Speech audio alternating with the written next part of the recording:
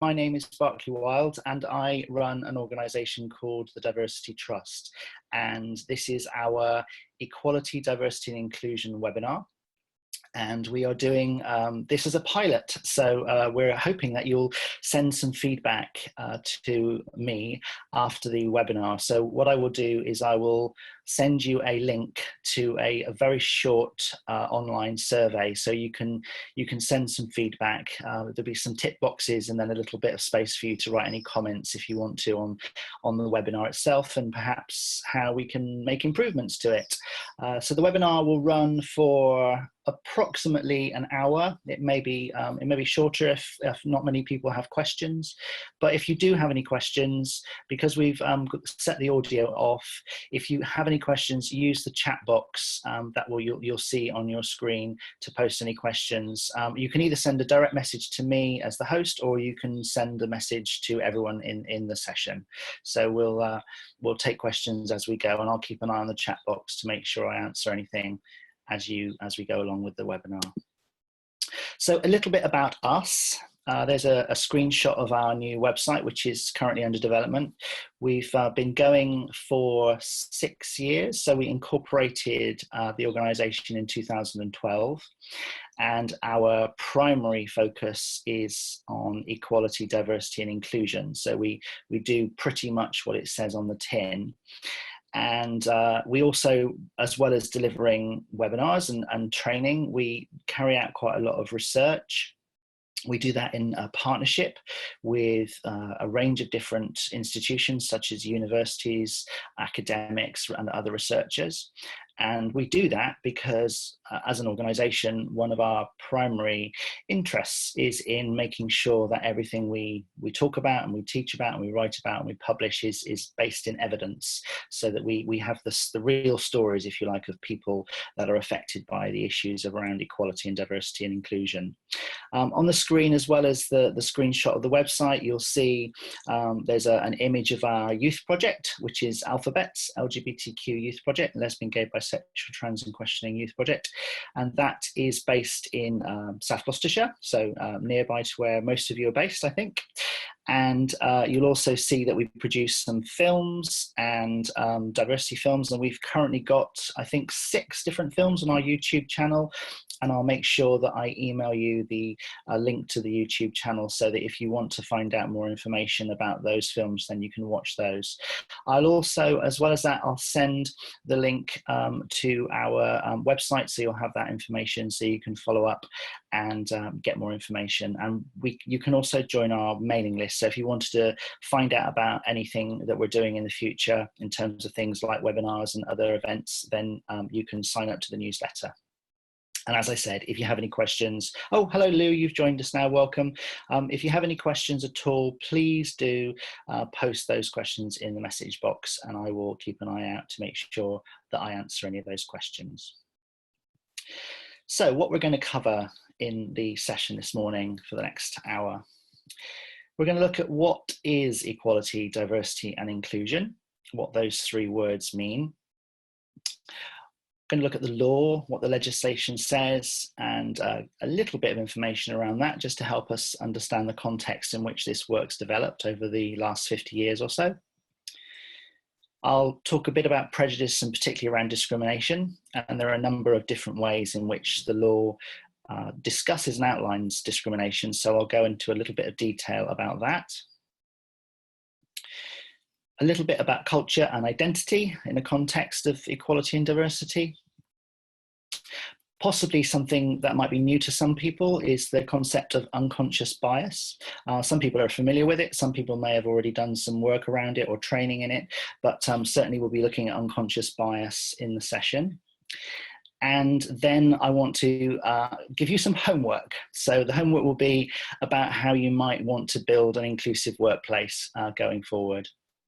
So just to let Lou know, if you can't see that, Lou, that we've got 5 of us in the meeting. So there's Daryl, Tara, Neil, yourself and myself. And as I said, if you have any questions, please do pop them into the text chat box. Thanks. Oh, do you want to turn off your audio, Lou, if that's okay? Yep. Thank you. Okay, so I'm starting off with a quote.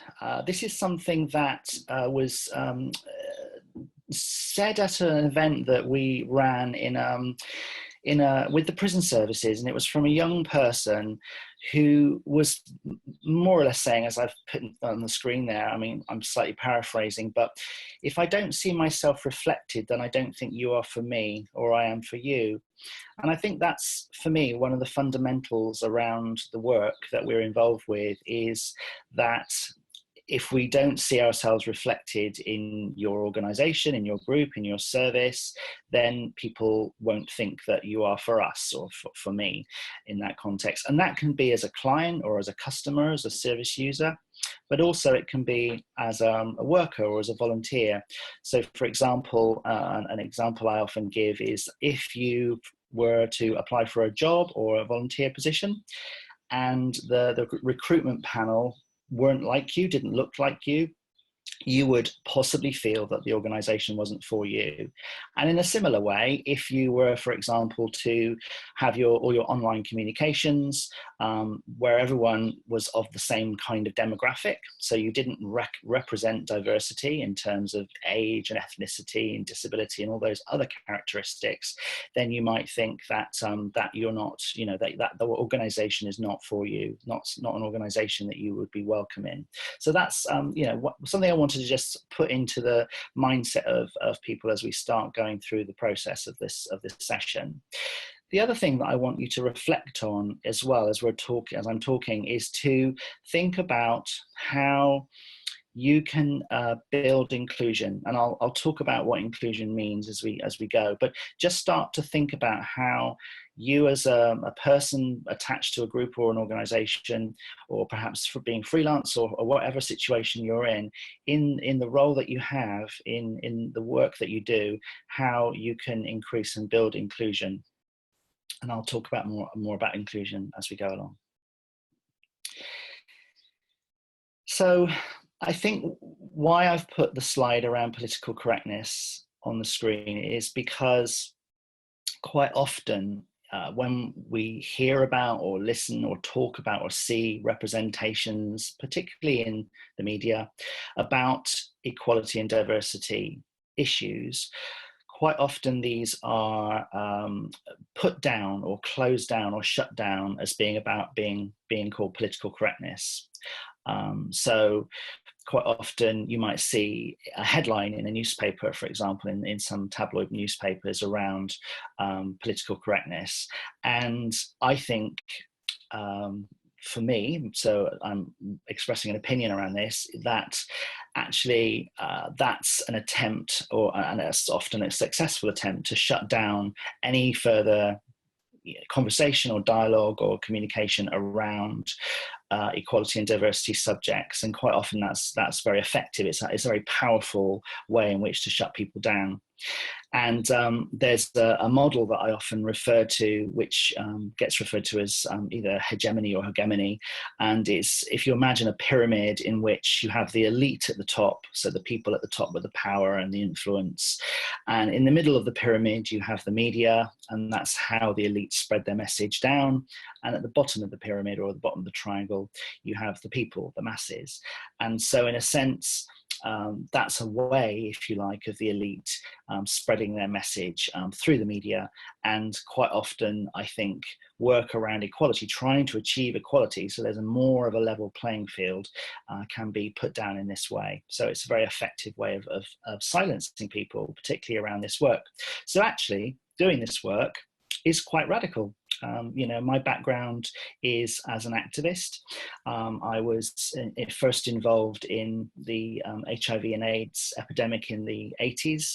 I was involved with organizations that were trying to fight against the prejudice and discrimination, and certainly among the stigma that people with HIV were living with.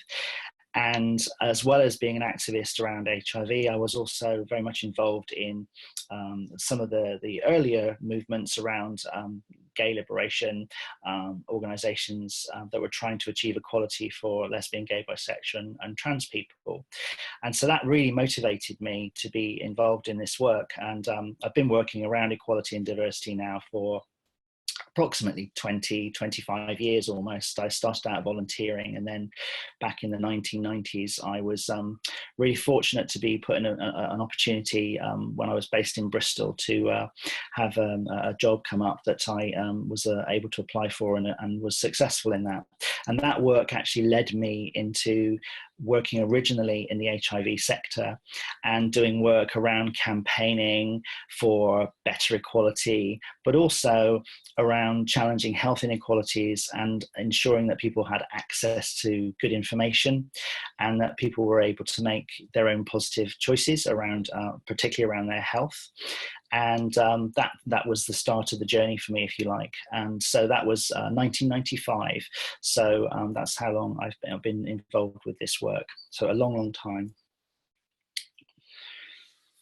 So to illustrate, I suppose, or some examples of how political correctness can be viewed, there are some quotes on the screen now about some of the things, some of the kind of ideologies, if you like, that I think are contributing to this shutting down or closing down or stopping of ideas around trying to advance equality, trying to celebrate diversity, trying to increase or encourage more inclusion.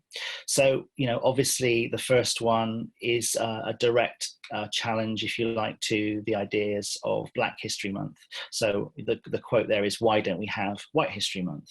Well, you'll see why as we go through, but certainly there's some direct challenge there. And often, and particularly around the time of International Women's Day, you'll see that there are many people saying things like, well, why don't we have an International Men's Day? Well, the reality is that we do have an International Men's Day as well as an International Women's Day.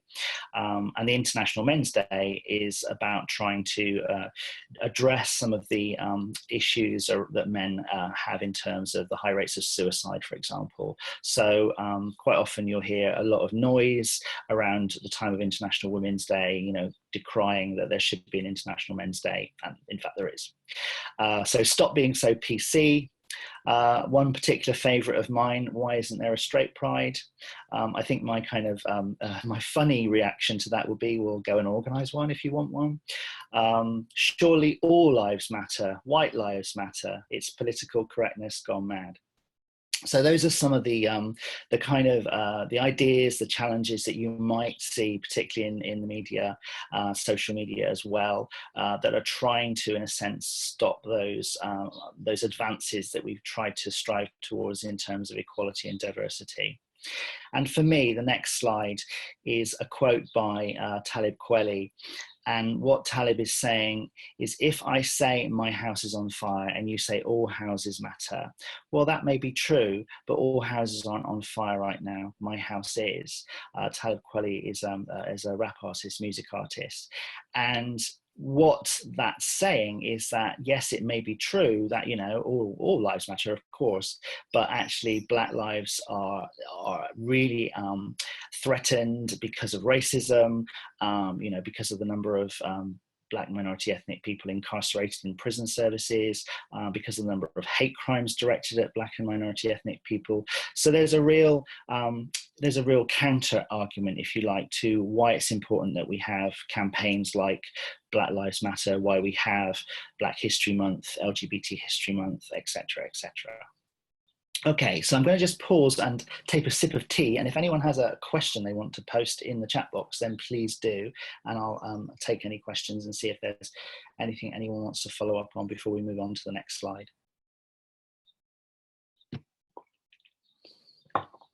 And as Tara was saying earlier, tea is probably a bit of a hot drink to have on a hot day, but I don't mind it. It seems to cool me down, so. Okay, so I don't see any questions coming up, so I will carry on. So, words have meanings. And the webinar course today is based on the three themes, if you like, of equality, diversity, and inclusion. I've also put equal opportunities in there. But I suppose what I'd like you to reflect upon is thinking around, what does equality mean to you? What does it mean for you in your work, in your role? what does diversity mean and how can we increase inclusion? And my challenge, I suppose, at the beginning of this process was to think, well, how can I be, or how can we be more inclusive as an organization or as a group? And so those are the kind of thoughts I'd like you to reflect upon as we go forward. So certainly, these are some thoughts I have around equality. So the right to be different, to be free from discrimination, valued as an individual, having dignity and right to be free and to have your own your values, etc., reflected. So I quite often think of this as if you're putting on an event, then equality is ensuring that that everyone has an invitation. Well, there might be some work that you need to do to ensure that everyone has an invitation, but it's the starting point, if you like, of achieving equality. And then in relation to equal opportunities, what we have here is the idea that all people are treated as individuals, understanding, appreciating, and valuing people, offering fair and equal opportunities to all, fully embracing the principle that all people will be treated with fairness, and an environment is created where people of all different backgrounds and experience feel valued and appreciated. So in a sense, what you're seeing is how we take measures, or what we do to ensure that we achieve equality through the process of achieving equal opportunities. So those are the kind of measures that you might need to put in place. And that the diversity then is fundamentally about difference. It literally means different. It's about varied and different ideas, identities, and it's about valuing those individual differences and about variety. And it benefits people as individuals, as communities, and society more broadly. So thinking back to the event idea, so equality, making sure that everyone has an invitation. Diversity is about making sure that your event is reflecting diversity in terms of a number of different characteristics, and those characteristics we'll look at shortly. So inclusion is the final piece of the work, if you like, for me, and it's about removing barriers. So if we think back to the idea of putting on an event, so we might need to do additional work to be inclusive. We might need to think about when we put the event on. So I did some work with an organization and they wanted to put an event on, and they put it on or originally they thought to put it on a Friday lunchtime. And then someone said, well, that's okay, but that might exclude some Muslim people who would be attending Friday prayers. So you need to think about how inclusive you are being in relation to putting on an event when you might set the event, the time and the date, for example. You also want to think about, well, in terms of community languages, I know in Bristol there are 91 community languages spoken. So you might need to think about how you communicate your invitations in different languages. You might also think about different formats to ensure that those invitations are accessible. So you might need to consider large print, for example, or Braille, or having things done through an audio method. So you want to think about variety and difference in terms of being inclusive.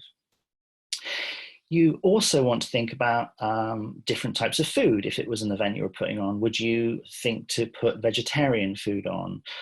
Would you need to make considerations around different diets, around different faiths, for example, around Muslim, Jewish faiths, and those other traditions in terms of how you might put food or prepare food?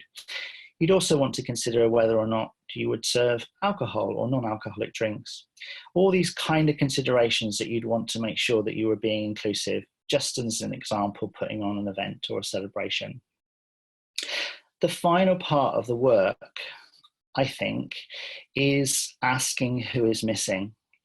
So I did quite a lot of work over a number of months with Gypsy, Roma and traveling communities. And the beginning of that process was literally spending time with the communities in their locations, quite often in caravans, and literally having cups of tea and building trust. the reason that work was carried out in that way was because it took a long time to develop those relationships and build that trust with the community.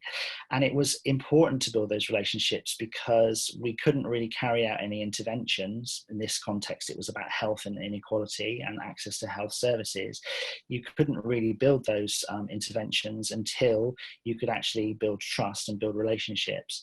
So thinking about who might be missing from your event or your celebration, asking people who are coming to the event, who's missing. And that's the additional part, if you like, of the work that you might want to do around being inclusive. And that, I think, is, for me, is the sort of challenge, if you like, about how we can become or how we can increase our inclusion as we go forward.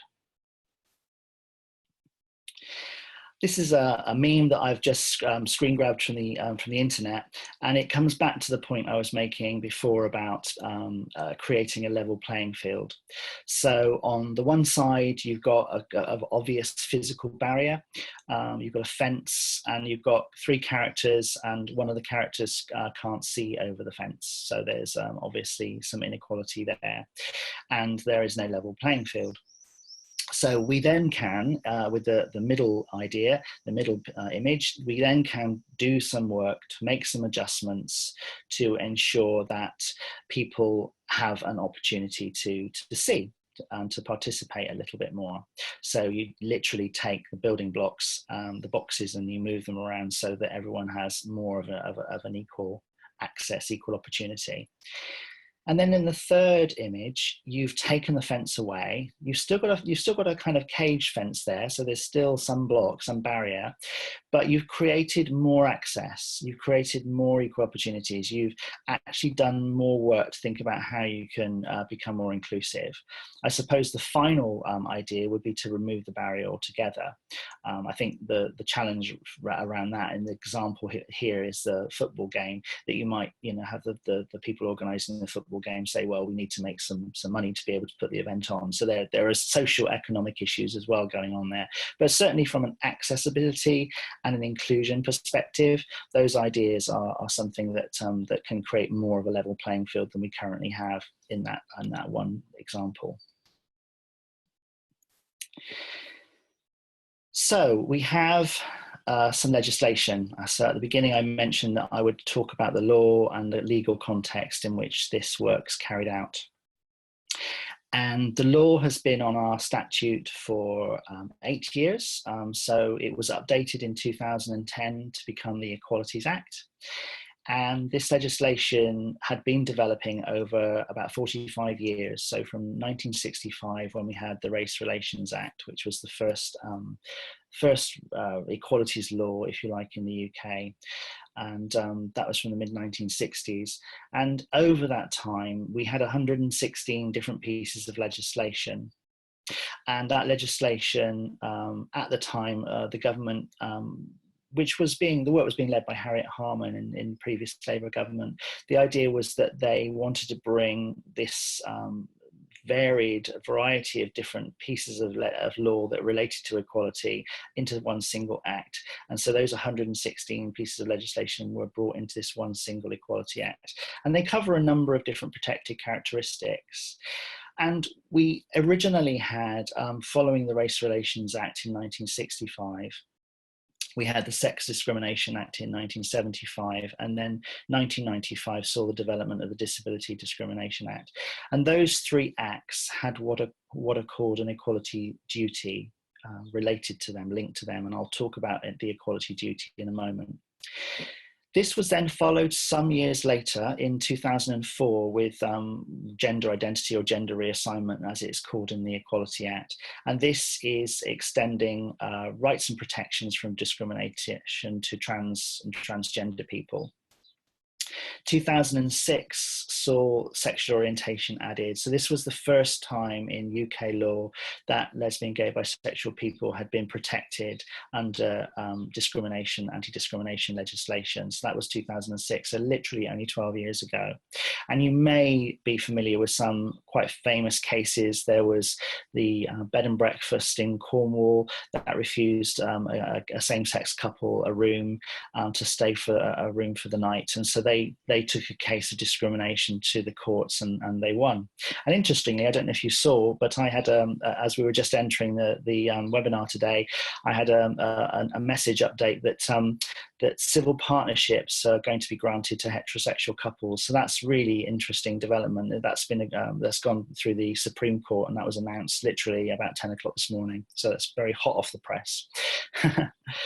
So in 2010 then, there were some other categories added. So that included religion or belief, age, against age discrimination, marriage and civil partnership, and pregnancy and maternity. So what the government wanted to do was they wanted to streamline and harmonise the legislation, bring it into one single Equality Act, and also give equal weight to the protected characteristics. Whereas before, as I'd said, you had equality duties for race, sex and disability. The other elements like gender reassignment, gender identity and sexual orientation, you didn't have those equality duties, whereas now you have equality duties across all of the protected characteristics. And there are 9 of them. Controversially, there was a 10th, which was removed by the Home Secretary in 2010, Theresa May, which was socioeconomic status, and that was removed. So I'm just going to take another sip of tea. So if anyone has any questions and they'd like to post them in the chat box, that would be great.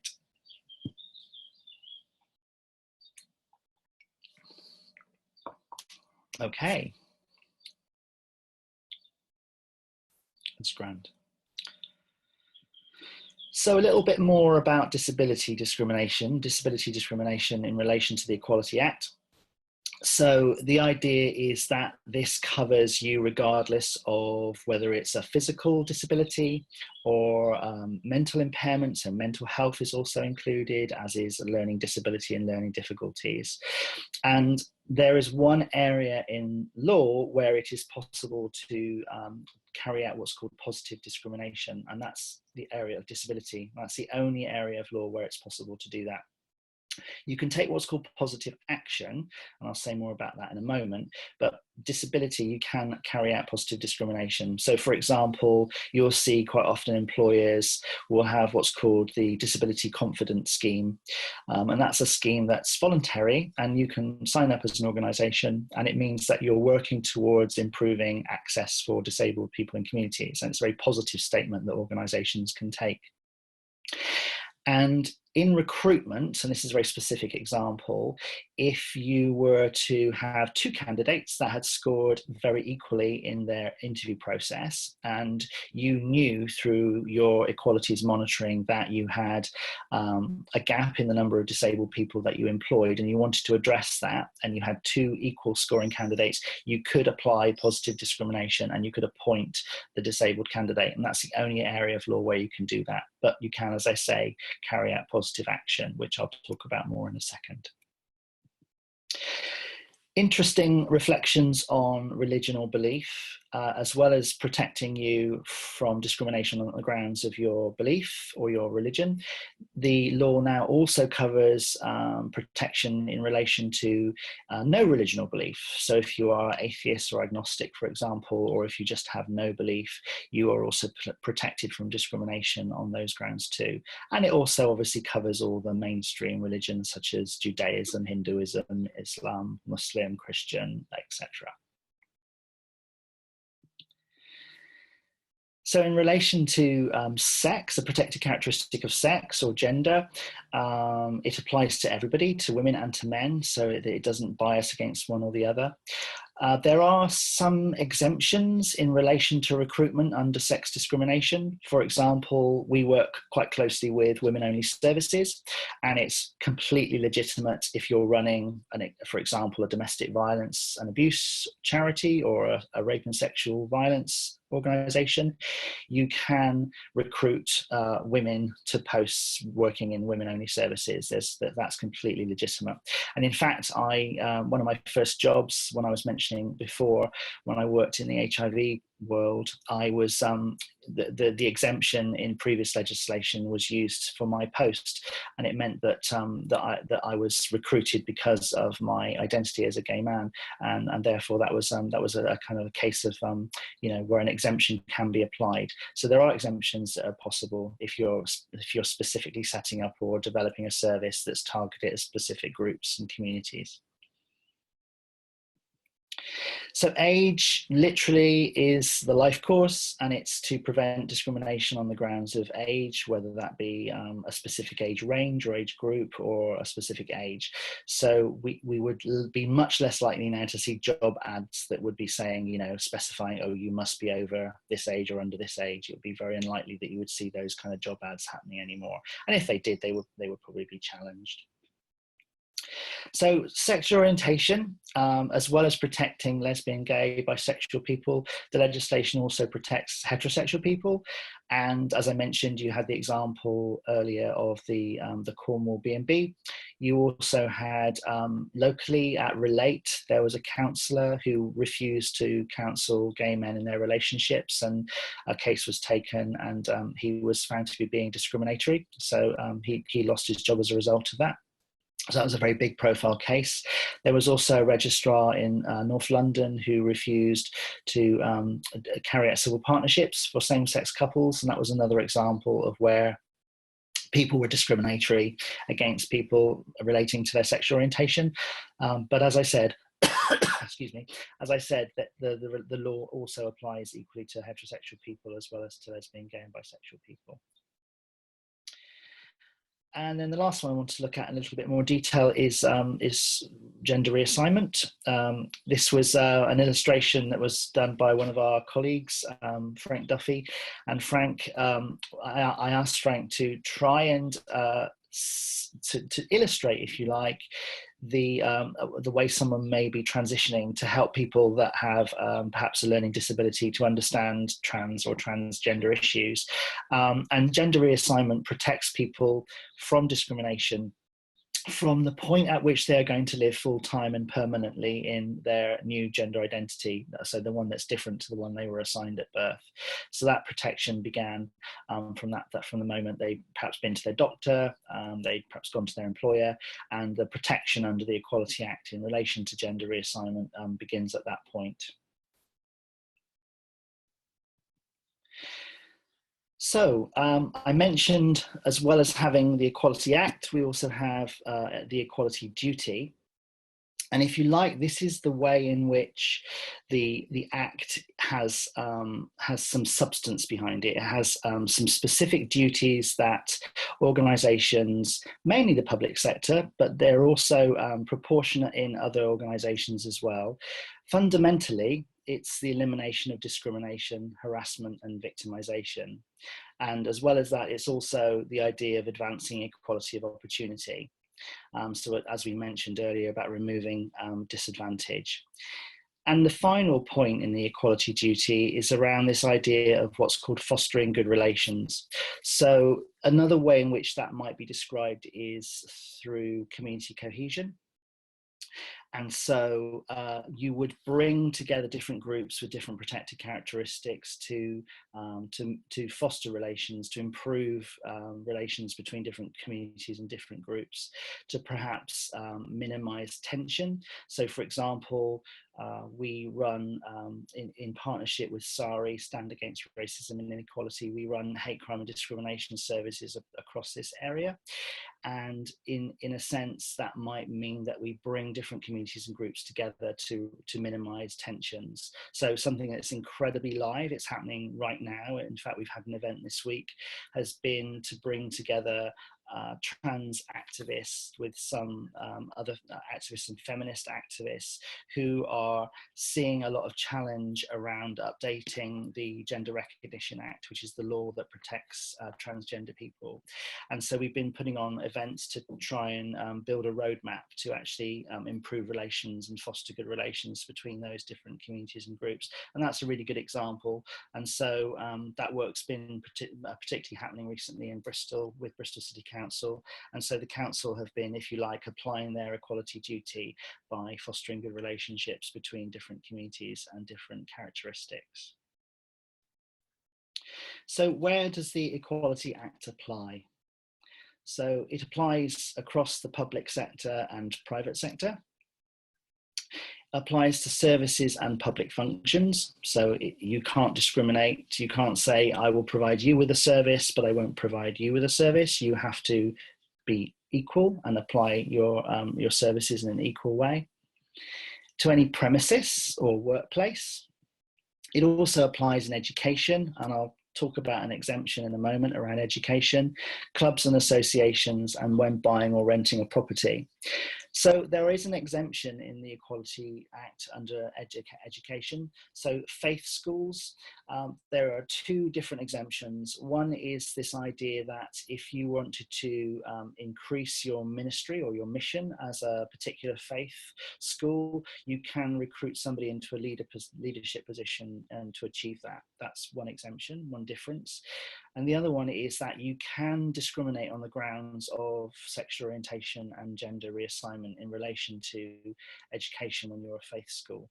And that's something that I think the law has a failing around. That's my opinion. And I think that's something that we could probably look to develop and improve upon over the years as we go forward. But certainly at this current state, you know, I've supported colleagues working in faith schools who have, for example, not come out at work because they fear that they might be discriminated against. So it's a very real, very live situation for many colleagues working in faith schools.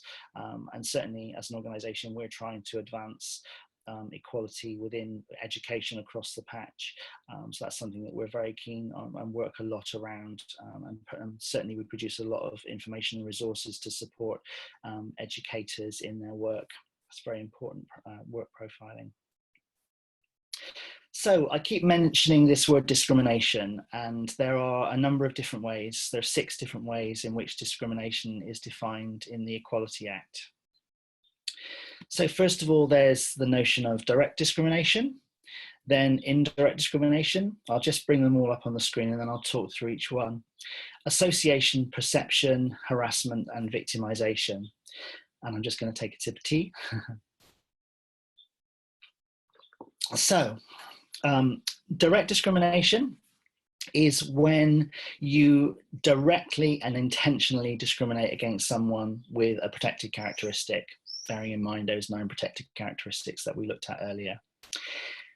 Difference between direct and indirect discrimination. Indirect discrimination is where you do something, or there's a policy or a process or a procedure or something that you don't intentionally discriminate, but discrimination occurs as a result of that policy or that procedure or that practice.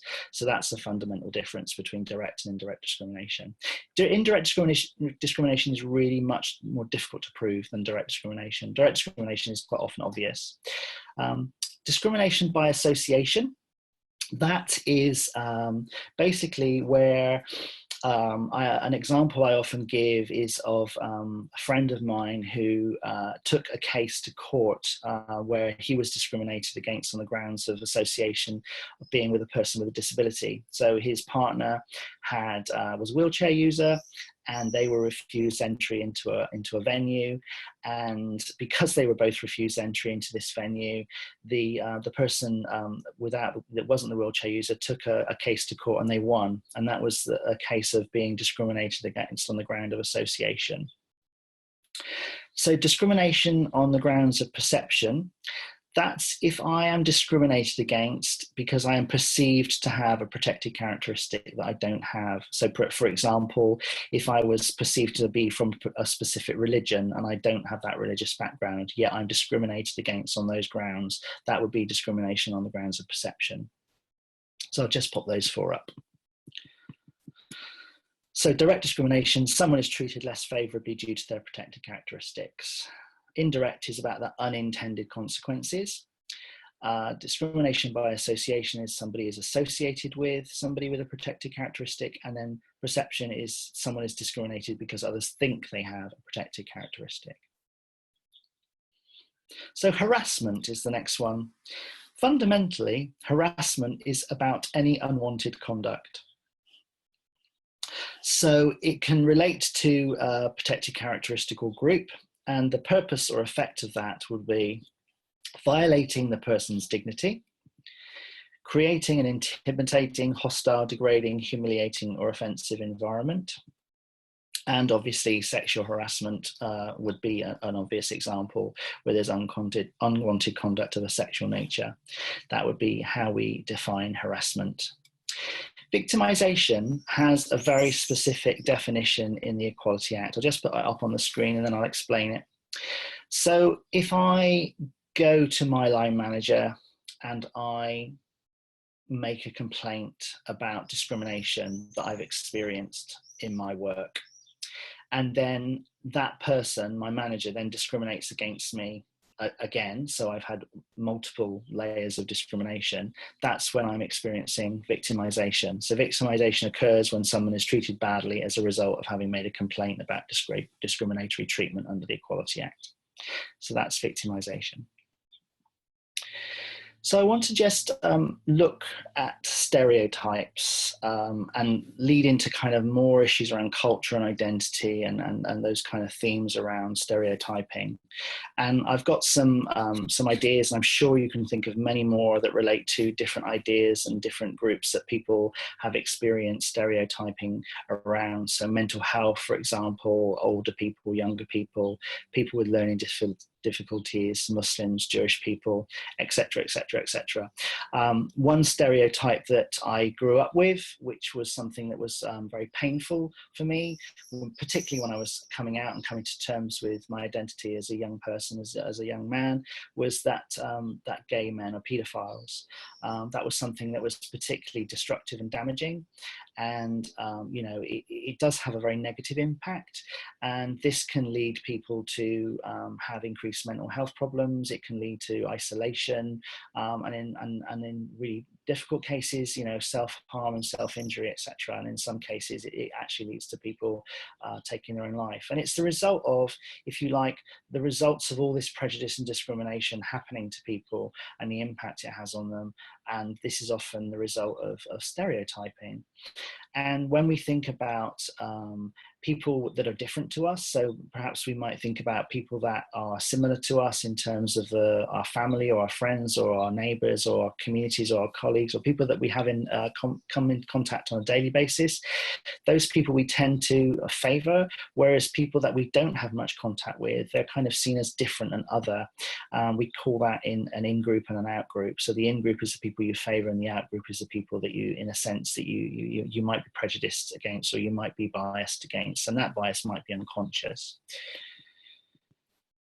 So where does all this start from? Well, it starts from language. It is that simple.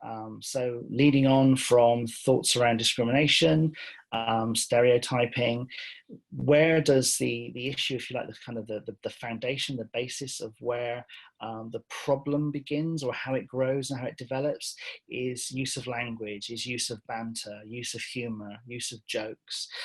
And I suppose my challenge there is, it's, you know, surely it's okay to have a joke, surely it's okay to have a bit of banter, there's nothing wrong with that, you know, where's your sense of humor? Why aren't you finding this funny? Well, the point is that what can be perceived to be funny and light and a joke to someone or some people might not be to somebody else, and you never know who's listening. One of the things that we do quite a lot of work at in the organization is audits of organizations around how well they're doing in terms of their equality and diversity objectives. And part of that process is to think about, well, how are you as an organization in relation to the use of language? And so to help us understand that better with an organization, we'll often do a staff survey, and these are often anonymous. And it gives people an opportunity to talk about some of the issues that come up from them in the workplace. And quite often banter is used. And it's a problem. You know, I often give an example in training where my previous partner was working in a manual trade, and he was quite badly bullied at work, and that bullying started through joke telling and what people would have called having a laugh, but it was at his expense. That led to isolation, that led to him having a complete breakdown, and that ended up in quite difficult and challenging you know, issues within our relationship. So the people that were doing that bullying in the workplace would probably have never considered the impact that it would have had on him and on me. They wouldn't have even given that a thought. So it's really important to be aware and mindful of how powerful language can be, and we never know who's listening, who's in the room, and what they're going through and what impact that might have on their life. So it's a bit more than just having a laugh and having a joke, particularly when it's about our identity, particularly around things like the protected characteristics like race, disability, sexual orientation, etc. So this model is a way of explaining that. So at the base of the model, at the base of the pyramid, that's where the language is inhabiting. And you've got a character on one side saying, "It was a joke. Why do you care?" And the character responding saying, "Well, in this context, this is about sexual violence. This exists in a pyramid. Your joke contributes to a culture of violence."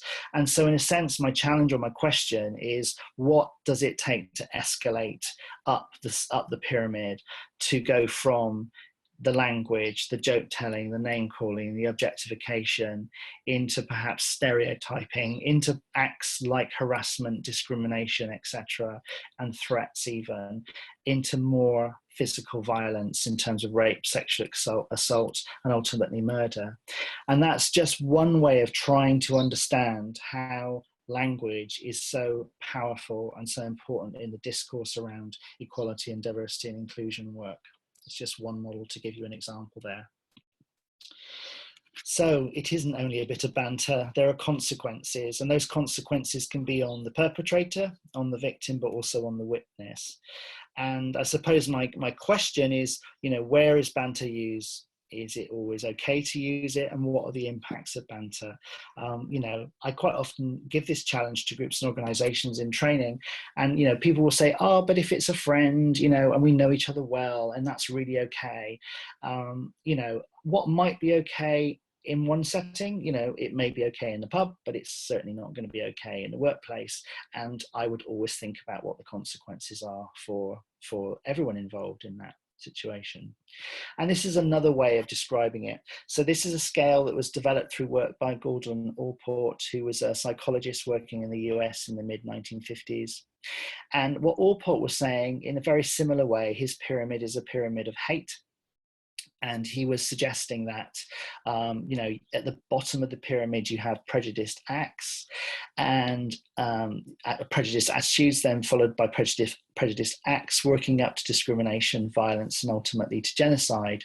And this idea, if you like, is in a context of, well, when you think about the Holocaust, Nazi Germany, and the genocide that happened there, and I'm sure we can think of other examples such as Rwanda and Bosnia and other examples of where genocide has happened in recent decades, recent times, those all started with prejudiced attitudes where stereotyping, belittling, scapegoating, they were all acceptable in the culture, and they became more and more acceptable.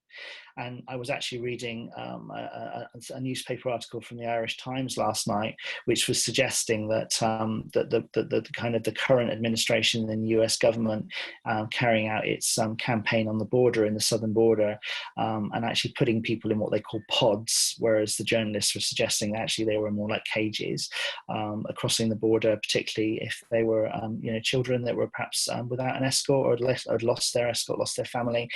Actually, this kind of, in a sense, is leading into something that we would understand as being akin to a form of fascism.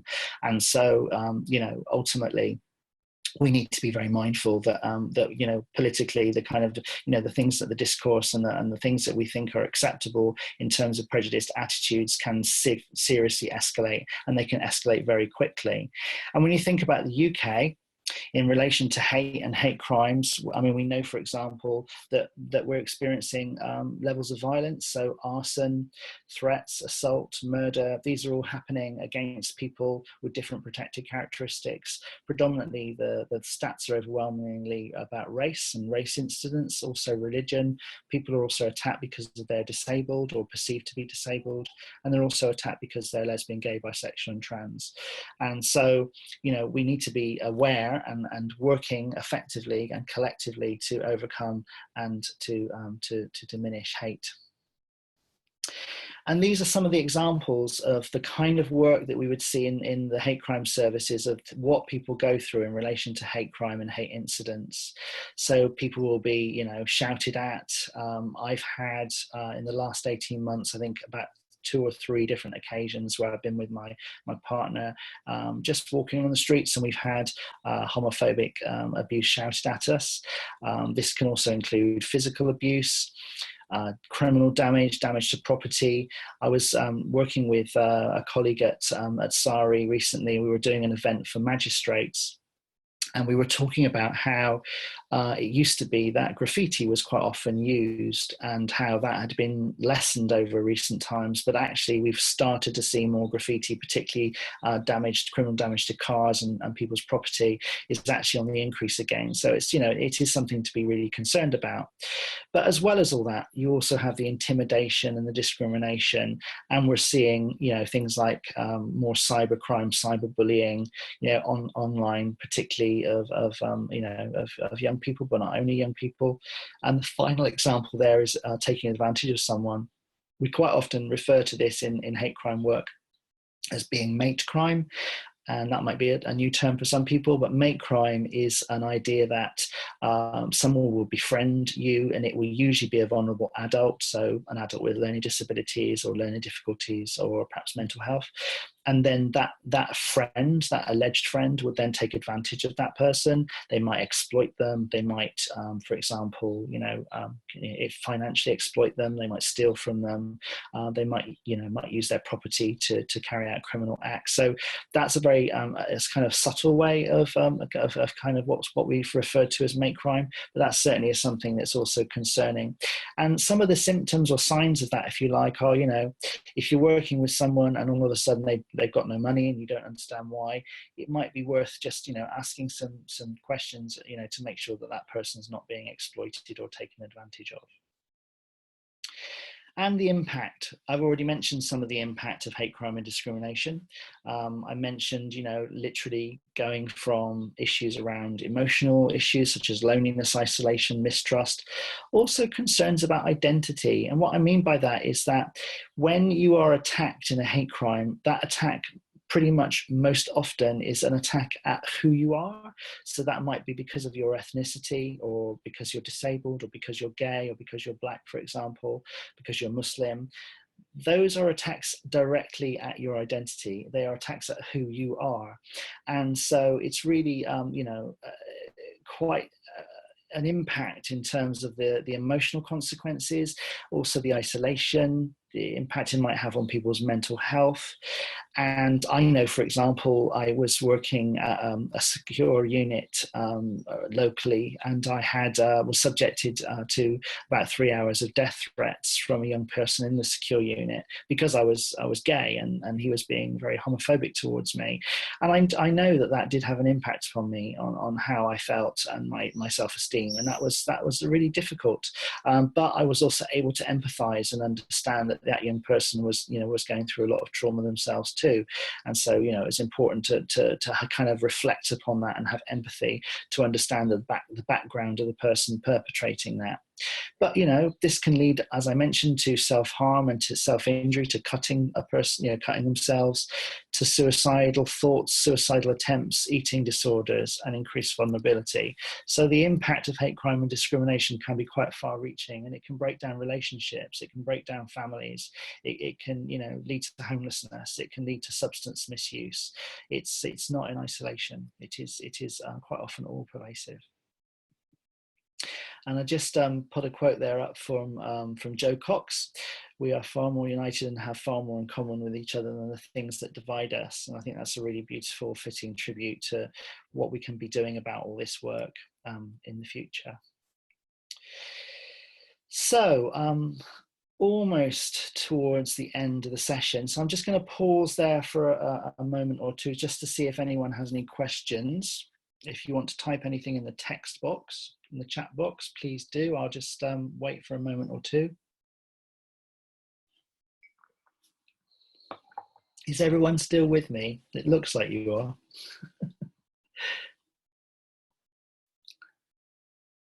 Maybe just type hello so I know that I'm not on my own. Oh, Neil's still here. Thank you, Neil. Lou's still here. Tara's still here. Brilliant. Okay, that's great. It looks like everyone's here. Okay, thank you for that. So This is a complex idea, and I think something that I use and teach with as a teaching tool that helps to explain an idea or a notion of privilege.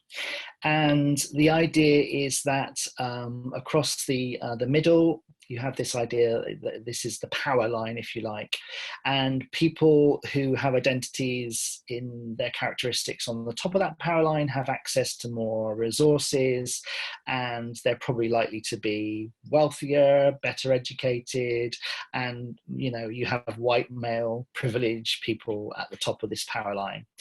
Then at the bottom of the power line, so the people that have access to less resources, you will see people perhaps who are Black and minority ethnic, working class poor, women, disabled people, lesbian, gay, bisexual, and trans people. Now, this is a model that we've adapted from some work by Catherine Morgan, and it is a model, so it's not like it's not like the law. It's just an idea of how we might describe power and privilege, domination and oppression. And what the model is suggesting that is that in the intersections around this axis, you have the isms, so the racism, the sexism, the disableism, the ageism, the classism, etc., etc., etc. And that it would be possible, so I could plot myself on this axis. So I could say I'm cisgendered, so in other words I was born in the gender that I now identify with, so it says male on my birth certificate, so I haven't transitioned, I'm not transgendered, so I'm cisgendered, I'm able-bodied, I'm married, I am of a European origin, I'm white, I'll put my education probably slightly higher than the power line. I'm male. I'm not going to talk about my attraction. I suppose I was born in a working class family, but perhaps I've slightly become a little bit more into middle class. I don't know. It's really hard to evaluate that one. But I'm gay, so that would put me underneath the power line in relation to my sexual orientation. So, I'm sure you could work around the axis yourself and see where you might be in terms of your own identity and your own characteristics. But the idea is that the people who are underneath the power line have access to less power, less privilege, and less resources. As I say, it's a model. It doesn't, you don't have to believe or subscribe to it. It's there if it's useful. And just a point, actually, I will send the slides to you after the webinar. So I'll drop those into your email inbox as soon as the webinar is finished today. I think we've got just a few minutes left. Okay, so I just want to end then with Bob the Blue Stripy Triangle. He is a great, this idea that he's trying to be intersectional, he's trying to be inclusive in his work. And unfortunately for Bob, although he's proud and he's saying, yay me, there are groups that really don't like blue stripy triangles, and they're kind of quite anti, if you like. And so Bob really is quite sad. He's upset now because he wants people to work together, to be intersectional, to be inclusive in the way that we work together. So that's Bob's challenge. My final thought then is on unconscious bias. And what I want to just say around unconscious bias is if I just flick forward just to the final couple of shots, the idea that you can, in orchestras, this comes from The Voice, if you like, this image, but it's this idea that in orchestras you can, in the mid-1950s, people were suggesting that it would be possible to change the way recruitment practices were carried out in relation to auditioning for orchestras, because what was going on at the time were people were thinking, well, hang on a minute, 99% men, 1% women, we need to do something about that. So they introduced blind auditioning, where people doing the audition couldn't see the person being auditioned. That had an impact. They put a screen up, it had an impact, but it wasn't until people were asked to remove their shoes that actually the real impact happened, and all of a sudden we started to see more parity, if you like, around the gender makeup of orchestras. That's my final point. Are there any final questions? And here's my homework for you. What can you do as an individual or as a group to become more inclusive? Please do post any questions or comments if you have them in the chat box. And then I think we're due to finish in about 30 seconds time. And I will send you the slides and I will send you the evaluation link. Please, please, please, if you can fill that in, that'll be really, really helpful. Okay, any final comments or questions?